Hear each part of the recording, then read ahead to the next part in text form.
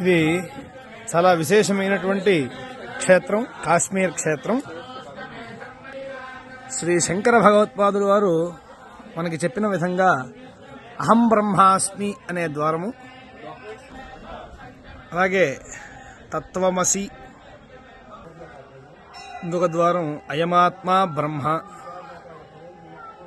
జ్ఞానం బ్రహ్మ అనేటువంటిది శంకర భగవత్పాదులు తూర్పు నుంచి మొదలుకొని 4 పక్కల 4 ఆమ్నాయ పీఠాలని ఏర్పాటు చేశారు.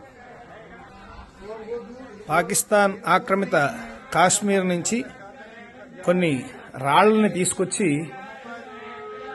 ఇక్కడ తేత్వాల్ అనే గ్రామంలో శ్రీ శారదా అమ్మవారి పంచలోహ విగ్రహ ప్రతిష్టాపనని శ్రీ శంకర భగవత్పాదుల అనుగ్రహం చేత, అదేవిధంగా సర్వజ్ఞపీఠమైనటువంటి శ్రీ శ్రీ శ్రీ భారతీ తీర్థ మహాస్వామి వారి యొక్క అనుగ్రహం చేత విధుశేఖర భారతీ మహాస్వామి వారు ఇక్కడ ఈ పంచలోహ విగ్రహ ప్రతిష్టాపన అనే కార్యక్రమాన్ని చేశారు. ఇక్కడ మహాసరస్వతి స్వరూపంగా అమ్మవారు కాశ్మీరేతు సరస్వతి అని ఏ విధంగా చెప్తామో ఆ రకంగా ఇక్కడ అమ్మవారిని పంచలోహ విగ్రహ ప్రతిష్టాపన అనే కార్యక్రమాన్ని చేశారు.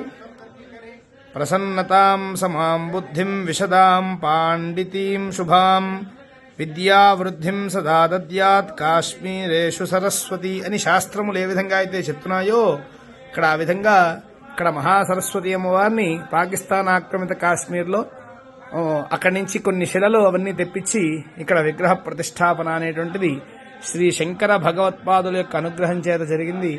ఈ విధంగా ఈ క్షేత్ర మహాత్మ్యాన్ని మనం చూస్తూ ఉన్నాము. ఇక్కడ మనకి కనిపించే కిషన్ గంగా అనే నదీ తీరం ఉంది.